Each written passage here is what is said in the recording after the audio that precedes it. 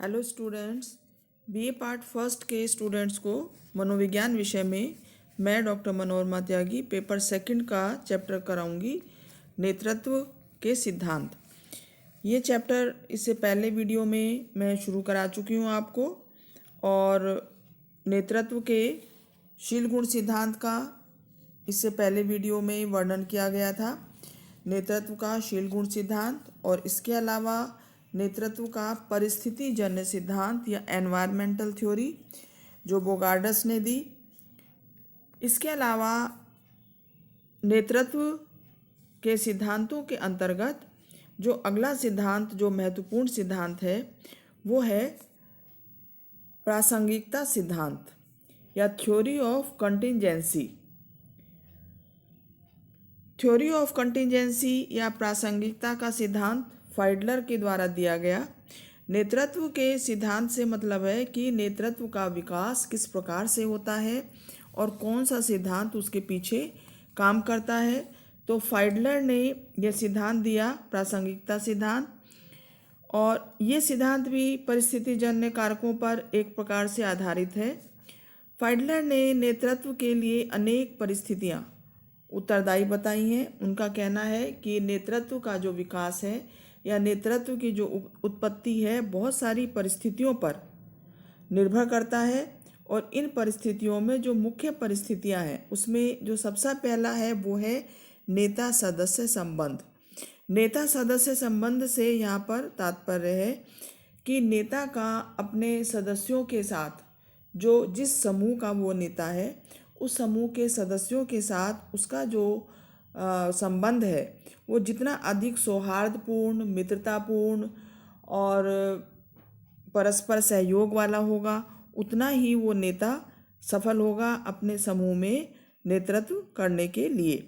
तो नेता समूह संबंध जितने अच्छे होते हैं नेतृत्व के सफल होने की भी संभावना उतनी ही अधिक हो जाती है, क्योंकि ऐसी स्थिति में जो समूह के सदस्य हैं वो अपने नेता पर विश्वास करते हैं और उसके हर समय उसके साथ खड़े रहते हैं। समाजमिति विधि का प्रयोग करके नेता सदस्य संबंधों का पता लगाया जा सकता है। इससे पहले वीडियो में मैंने आपको बताया था कि अभिवृत्ति मापन का जब मैं आपको चैप्टर करा रही थी तो उसमें अभिवृत्ति मापन में समाजमिति विधि का जिक्र आया था, जिसमें बताया गया था कि समाजमिति विधि क्या है। मोरेनो ने ये विधि दी और इस विधि के द्वारा समूह की संरचना, समूह की व्यवस्था का, समूह के सदस्यों के अभिवृत्ति का पता लगाया जा सकता है। तो समाजमिति विधि का प्रयोग करके हम नेता और सदस्यों के संबंधों का भी पता लगाते हैं, और इस तरह से इसमें पसंद पूछी जाती है समूह के सदस्यों से, और उस पसंद को तीर या एरो के आधार पर दर्शाया जाता है, और जो चित्र हमें प्राप्त होता है इस तरह से तो उसको हम सोशियोग्राम कहते हैं। एक विश्वास प्राप्त और खूब पसंद किया जाने वाला जो नेता है स्वयं अपनी इज्जत और शक्ति प्राप्त कर लेता है और समूह के कार्य करा लेता है। मतलब उसकी जो इज्जत है समूह के सदस्यों में बढ़ जाती है और वह शक्ति भी प्राप्त करता है अगर उसके संबंध अपने समूह के सदस्यों के साथ अच्छे होते हैं। दूसरा जो इसमें परिस्थितियां हैं वो है कार्य संरचना।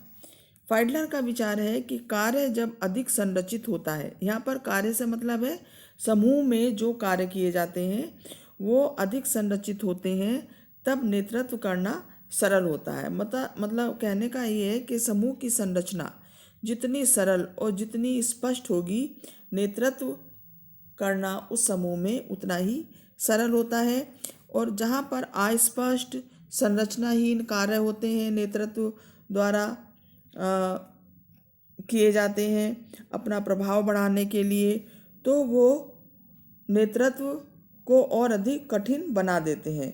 तो कार्य संरचना जो है वो बहुत ही महत्वपूर्ण है इस चीज़ के लिए कि समूह और सदस्यों के बीच नेतृत्व किस प्रकार से किया जाएगा, क्योंकि ऐसी स्थिति में जब कठिन कार्य पद्धति होती है, कार्य संरचना जब उलझी हुई होती है, मतलब उत्तरदायित्वों का बंटवारा नहीं होता है और किसको क्या काम करना है, कार्य संरचना जो है वो स्पष्ट नहीं होती है, तो ऐसी स्थिति में ना तो नेता को और ना ही सदस्य को यह ठीक से पता होता है कि उन्हें क्या करना है और कैसे कार्य किया जाना है। तो समूह की जो कार्य हैं उनका विभाजन जो है अगर नीतिपूर्ण तरीके से और तर्कशील तरीके से किया जाता है तो नेतृत्व का विकास होता है और इस तरह से जो समूह के सदस्य हैं वो भी अपने नेता से संतुष्ट होते हैं, क्योंकि उनका जो कार्य विभाजन है वो संतोषप्रद होता है। हर व्यक्ति को ये पता होता है कि उसको क्या कार्य करना है और कौन से उसके अधिकार हैं, किस तरह से किस सदस्यों से उसको अंतःक्रिया करनी है और किस सीमा तक करनी है। ये सारी ही जो है वो स्पष्ट नीतियाँ होती हैं जिस समूह में, अर्थात कार्य संरचना जहाँ पर स्पष्ट, सरल और नीतिगत होती है, वहाँ पर नेतृत्व जो है वो अच्छी तरह से काम कर पाता है और नेतृत्व का विकास भी होता है। तीसरी जो परिस्थिति है वो है शक्ति स्थिति। तीसरा तत्व शक्ति संबंधी है। फाइडलर का विचार है कि एक व्यक्ति सफल नेतृत्व तभी कर सकता है जब उसके पास अंतर्निहित शक्ति होती है। मतलब शक्ति जो है वो बहुत महत्वपूर्ण है एक नेता को अपना नेतृत्व करने के लिए, क्योंकि एक शक्तिहीन नेता किसी भी तरह से अपने कार्यों में सफल नहीं हो सकता है। तो एक सफल नेतृत्व करने के लिए नेता के पास शक्ति का होना बहुत आवश्यक है। जब उसके पास अंतर्निहित शक्ति होती है तो यह देखा गया है कि उस शक्ति का प्रयोग वो समूह को मजबूत बनाने में करता है। और ये भी देखा गया है कि जब नेता को बल का अधिकार और पुरस्कार देने का अधिकार प्राप्त होता है तब उसके अनुयायियों पर उसका पूर्ण रूप से अधिकार रहता है और उसका प्रभाव रहता है। और जब उसके पास शक्ति नहीं होती है, ना ही बल होता है, ना ही उसे यह अधिकार होता है कि वो समूह के सदस्यों को पुरस्कृत कर सके, दंड दे सके, तब ऐसी स्थिति में अनुयायी जो हैं उसका उन पर नेता का उन पर अनुयायियों पर पूरा प्रभाव नहीं पड़ता। तो इसलिए अच्छे नेतृत्व के लिए आवश्यक है कि नेता को पूरी शक्तियां प्राप्त हों और नेता जो है अपनी शक्तियों का उपयोग अच्छी तरह से कर सके। फाइडलर का कहना है कि नेता का कार्य अपने समूह के सदस्यों को प्रभावित करने का सबसे सरल उस समय हो जाता है जबकि वह एक मित्रतापूर्ण कार्य संबंध सदस्यों के साथ रखता है। मतलब ये देखा गया है कि जब नेता बहुत मित्रतापूर्ण, सहयोगपूर्ण व्यवहार करके अपने समूह के सदस्यों के साथ कार्य करता है तो ऐसी स्थिति में वो अपने समूह के सदस्यों को प्रभावित कर सकता है और समूह पर अपने कार्यों को अच्छी प्रकार से संपादित करने में वो सफल रहता है। जबकि समूह का कार्य उच्च रूप से संरचित होता है और स्पष्ट होता है और नेता की स्थिति मजबूत होती है। ये सारी परिस्थितियां जो हैं वो ये निर्धारित करती हैं कि कोई नेता कितना सफलतापूर्वक कार्य करेगा, उसको कितना सहयोग मिलेगा और वो अपने उद्देश्यों को प्राप्त करने के लिए कितना सफल रहेगा। तो शक्ति स्थिति उसकी क्या है, पावर उसको कितनी है, इस पर काफ़ी निर्भर करता है कि नेता अपने समूह में किस तरह से नेतृत्व करने में सफल होता है या नहीं होता है। चौथा जो स्थिति है वो है मनोरोग स्थिति। लोगों ने नेता बनने के पीछे कुछ मानसिक कारण भी बताए हैं और उनका कहना ये है कि शिशु अवस्था में, बाल्यावस्था में जिन बच्चों में मानसिक दमन होता है, मतलब उनकी आवश्यकताओं का, उनकी भावनाओं का दमन किया जाता है या उनकी आवश्यकताएं पूरी नहीं होती हैं, तो इन आवश्यकताओं की पूरा ना होने के कारण उसमें एक कमी का भाव रहता है उस बच्चे में। और शिशु आयु में या बाल आयु के जो कटु अनुभव हैं या जो बहुत ही कड़वे अनुभव हैं, अप्रिय अनुभव हैं, वो व्यक्ति में हमेशा बने रहते हैं और इस तरह के कटु अनुभव अनेक प्रकार के हो सकते हैं, जैसे अपने जो सहोदर हैं उनके साथ प्रतिस्पर्धा का भाव, और कुटुंब में या विद्यालय में हो माता पिता के साथ कड़वे संबंध, और स्कूल में अपने शिक्षकों और साथी मित्रों के साथ जिनके संबंध उचित नहीं होते हैं, और उनके ये जो बालपन के शिशुपन के जो कमियां हैं व्यक्ति में को कुसमायोजित बना देती हैं। इनके ऊपर विजय पाने के लिए वो व्यक्ति प्रेरित होता है। जो व्यक्ति कमी में और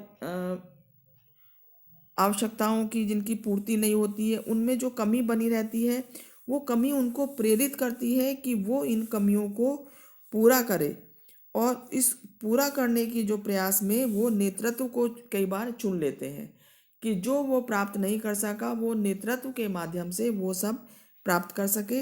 इस दिशा में फ्रॉयड ने एक बड़ा योगदान दिया है, और उन्होंने विभिन्न प्रकार के अध्ययनों के आधार पर ये बताया कि जो लोग बचपन में दमित भावनाओं वाले होते हैं या जिनकी आवश्यकताएं पूरी नहीं होती, वो फिर बड़े होकर कई बार बहुत अच्छे नेता बनते हैं और अपने नेतृत्व का प्रभाव दूसरों पर डालते हैं। उन्होंने अनेक प्रकार के अध्ययन भी किए, और अन्य वैज्ञानिकों ने भी नेताओं का अध्ययन करके नेताओं के व्यक्तित्व का वर्णन किया है। जैसे लॉस बेल ने राजनीतिक नेताओं में ये देखा कि जो राजनीतिक नेता थे वो अपने पिता से घृणा करते थे, और वो उनका मतलब लैंगिक दमन भी की भावना को भी उन्होंने सामना किया। उनमें असुरक्षा की हीन भावना भी थी। तो इस तरह के जो लोग थे बड़े होकर राजनीतिक नेता बने और बहुत प्रभावशाली नेता बने। विभिन्न विद्वानों ने स्वतंत्रता से पलायन, बाध्यता, मनोग्रस्तता, मनोविदलन, उन्माद, विषाद, अति उन्माद आदि मनोविकारों को भी नेताओं में बाहुल्य पाया। मतलब इस तरह की जो नेता होते हैं उनमें कुछ असामान्य या मनोरोग भी पाए जा सकते हैं, जिसमें कुछ खास तरह से जैसे उन्माद, विषाद है और मनोविदलन है या स्वतंत्रता से पलायन है। ये विशेषताएं या ये कुछ असामान्य व्यवहार भी नेताओं में देखे गए हैं। इस तरह के जो लोग होते हैं व्यवहार वाले, उनमें नेतृत्व के विकसित होने की काफ़ी संभावना रहती है। तो स्टूडेंट्स, आज मैंने आपको नेतृत्व का प्रासंगिकता सिद्धांत बताया, फाइडलर का दिया हुआ, और उन्होंने कौन कौन सी परिस्थितियां बताई जिसमें कि नेतृत्व के विकसित होने की संभावना होती है। और मैं समझती हूँ ये टॉपिक आपको समझ में आ गया होगा।